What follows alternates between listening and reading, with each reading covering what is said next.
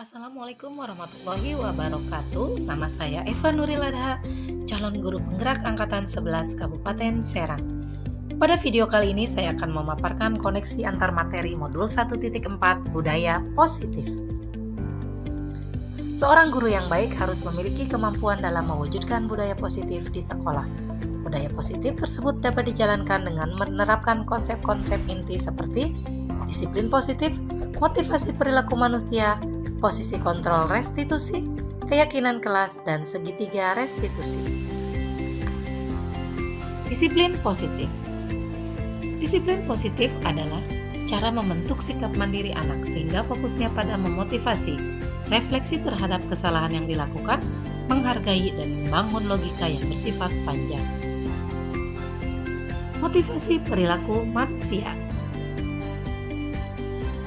3 motivasi perilaku manusia diantaranya 1. Untuk menghindari ketidaknyamanan atau hukuman. Ini adalah tingkat terendah dari motivasi perilaku manusia.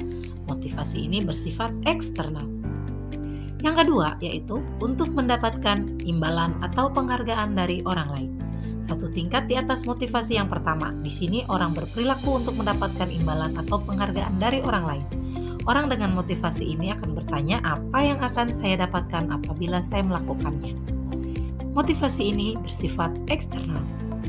Dan yang ketiga yaitu untuk menjadi orang yang mereka inginkan dan menghargai diri sendiri dengan nilai-nilai yang mereka percaya. Orang dengan motivasi ini akan bertanya, akan menjadi orang yang seperti apabila saya melakukannya.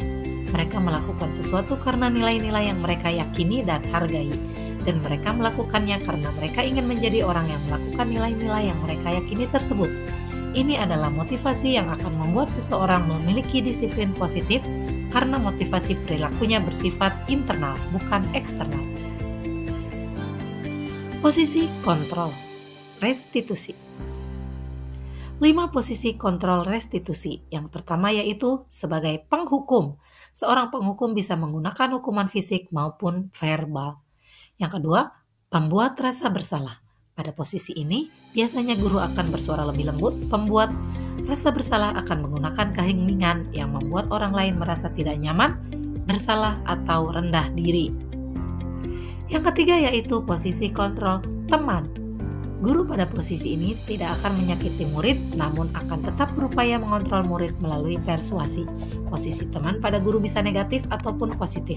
Positif di sini berupa hubungan baik yang terjalin antara guru dan murid. Guru di posisi teman menggunakan hubungan baik dan humor untuk mempengaruhi seseorang. Dan yang keempat adalah posisi pemantau. Memantau berarti mengawasi. Pada saat kita mengawasi, kita bertanggung jawab atas perilaku orang-orang yang kita awasi. Posisi pemantau berdasarkan pada peraturan-peraturan dan konsekuensi. Dengan menggunakan sanksi atau konsekuensi, kita dapat memisahkan hubungan pribadi kita dengan murid. Sebagai seseorang yang menjalankan posisi pemantau, pertanyaan yang sering diajukan diantaranya, peraturannya apa? Apa yang telah kamu lakukan? Sanksi atau konsekuensinya apa? Dan yang terakhir adalah posisi manajer. Manajer adalah posisi di mana guru berbuat sesuatu bersama dengan murid, mempersilahkan murid mempertanggungjawabkan perilakunya, mendukung murid agar dapat menemukan solusi atas permasalahannya sendiri. Seorang manajer telah memiliki keterampilan di posisi teman maupun pemantau. Dan dengan demikian, bisa jadi di waktu-waktu tertentu kembali pada kedua posisi tersebut bila diperlukan. Posisi kontrol restitusi. Di antara 5 posisi kontrol tersebut sebaiknya seorang guru menggunakan posisi kontrol sebagai manajer. Bila kita menginginkan murid-murid kita menjadi manusia yang merdeka, mandiri, dan bertanggung jawab, maka kita perlu memacu kepada restitusi yang dapat menjadikan murid kita seorang manajer bagi dirinya sendiri. Keyakinan sekolah atau kelas. Keyakinan sekolah atau kelas berupa pernyataan-pernyataan universal yang mudah diingat dan dipahami dan harus diterapkan di lingkungan sekolah. Tahapan dalam segitiga restitusi. Yang pertama, stabilkan identitas, validasi tindakan yang salah, dan menanyakan keyakinan. Menstabilkan identitas. Bagian dasar segitiga restitusi memiliki tujuan untuk merubah orang yang gagal karena telah berbuat kesalahan menjadi orang yang sukses. Kita harus mampu meyakinkan mereka dengan mengatakan kalimat seperti, "Tidak ada manusia yang sempurna. Saya juga pernah melakukan kesalahan seperti itu." Ketika seseorang dalam kondisi emosional, maka otak tidak akan mampu berpikir rasional. Saat inilah kita menstabilkan identitas anak. Anak kita bantu untuk tenang dan mencari solusi untuk menyelesaikan permasalahannya. Validasi tindakan yang salah. Konsep langkah kedua adalah kita harus memahami kebutuhan dasar yang mendasari tindakan anak berbuat kesalahan. Menurut teori kontrol, semua tindakan manusia, baik atau buruk, pasti memiliki maksud atau tujuan tertentu. Ketika kita menolak anak yang berbuat salah, dia akan tetap dalam masalah. Yang diperlukan adalah kita memahami alasan melakukan hal tersebut sehingga anak merasa dipahami. Menanyakan keyakinan. Teori kontrol menyatakan bahwa kita pada dasarnya termotivasi secara internal. Ketika langkah 1 dan langkah 2 sukses dilakukan, maka anak siap untuk dihubungkan dengan nilai-nilai yang dia percaya dan berpindah menjadi orang yang dia inginkan. Penting menanyakan ke anak tentang kehidupan ke depan yang dia inginkan. Ketika mereka sudah menemukan gambaran masa depannya, guru dapat membantu mereka untuk tetap fokus pada gambarannya. Keterkaitan antara materi.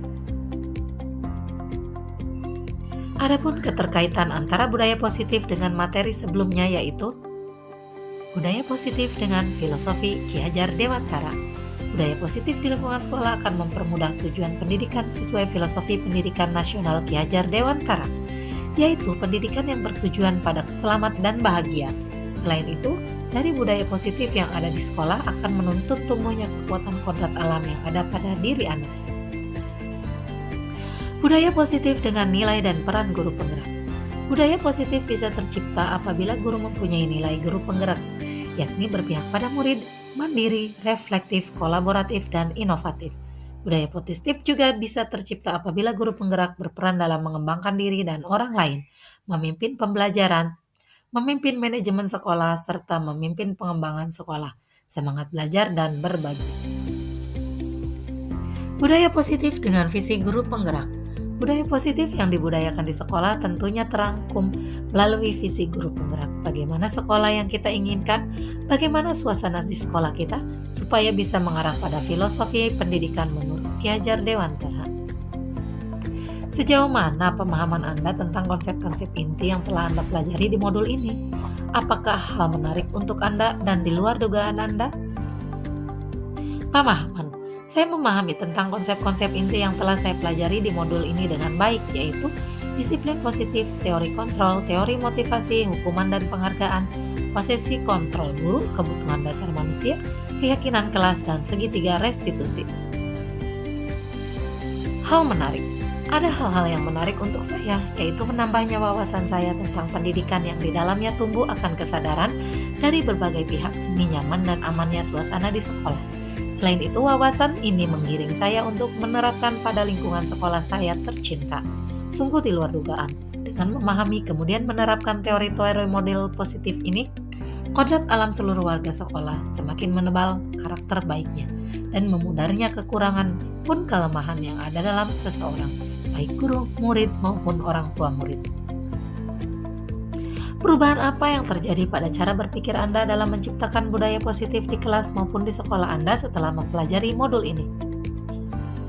Perubahan. Banyak perubahan yang terjadi pada cara berpikir saya dalam menciptakan budaya positif di kelas maupun sekolah. Saya setelah mempelajari modul ini, cara pandang saya tentang penerapan kedisiplinan yang berbasis kesadaran dari internal bukan eksternal akan lebih bertahan lama daripada ada iming-iming yang memotivasi warga sekolah untuk berubah. Kita mempunyai kontrol penuh atas diri kita sendiri. Orang lain tidak mempunyai kontrol penuh atas diri kita. Pengalaman seperti apakah yang pernah Anda alami terkait penerapan konsep-konsep inti dalam modul budaya positif, baik di lingkungan kelas maupun lingkungan sekolah Anda? Pengalaman dalam posisi kontrol saya sebagai guru yang selama ini tidak sebagai manajer ketika dalam kelas dan saat ini sedang dalam pembelajaran untuk berubah menjadi manajer bagi murid, serta dalam penerapan segitiga restitusi pada beberapa kasus yang terjadi di sekolah. yang sebelumnya saya lebih banyak menerapkan posisi sebagai pengawas dan penghukum atas perbuatan murid. Bagaimanakah perasaan Anda ketika mengalami hal-hal tersebut? Perasaan nyaman karena lebih dapat berdiskusi banyak dengan murid. Murid juga lebih percaya untuk bercerita secara jujur kepada saya, sehingga saya merasa lebih bisa masuk lagi dalam kehidupan mereka, sehingga dapat menuntun mereka kepada jalan yang mereka harapkan. Terkait pengalaman dalam penerapan konsep-konsep tersebut di atas, hal yang sudah baik dan perlu diperbaiki adalah hal yang baik pada penerapan yang saya lakukan adalah dalam mengambil posisi diri saya sebagai manajer dan penerapan segitiga restitusi pada peserta didik untuk mempertanggungjawabkan perbuatan mereka. Namun saya perlu memperbaiki diri saya untuk bisa fokus konsisten dalam menerapkan konsep-konsep tersebut. Sebelum mempelajari modul ini, ketika berinteraksi dengan murid, berdasarkan 5 posisi kontrol, posisi manakah yang paling sering saya pakai dan bagaimana perasaan saya saat itu. Lalu setelah mempelajari modul ini, posisi apa yang saya pakai dan bagaimana perasaan saya sekarang, apa perbedaannya? Posisi saya sebelumnya adalah lebih menjadi penghukum dan pengawas. Perasaan yang saya rasakan lebih pada sering merasa gagal dan putus asa akan apa yang sudah saya lakukan, namun mereka tidak berubah. Saat setelah mempelajari modul ini, saya mengambil posisi sebagai manajer. Perasaan yang muncul adalah merasa lebih santai karena jika murid masih mengulangi perbuatannya, saya menjadi sadar bahwa semuanya perlu proses, sehingga saya merasa masih ada waktu untuk mereka dapat memperbaiki perilaku mereka. Perbedaannya terasa pada sikap saya dalam memperlakukan mereka. Saya merasa lebih nyaman dan murid lebih terbuka kepada saya. Sebelum mempelajari modul ini, pernahkah saya menerapkan segitiga restitusi ketika menghadapi permasalahan murid? Jika iya, tahap mana yang saya praktekkan dan bagaimana saya mempraktekannya? Pernah, namun lebih pada tahap validasi tindakan yang salah, sehingga tidak memberi kesempatan pada peserta didik untuk mencari solusi sendiri atas perbuatan mereka.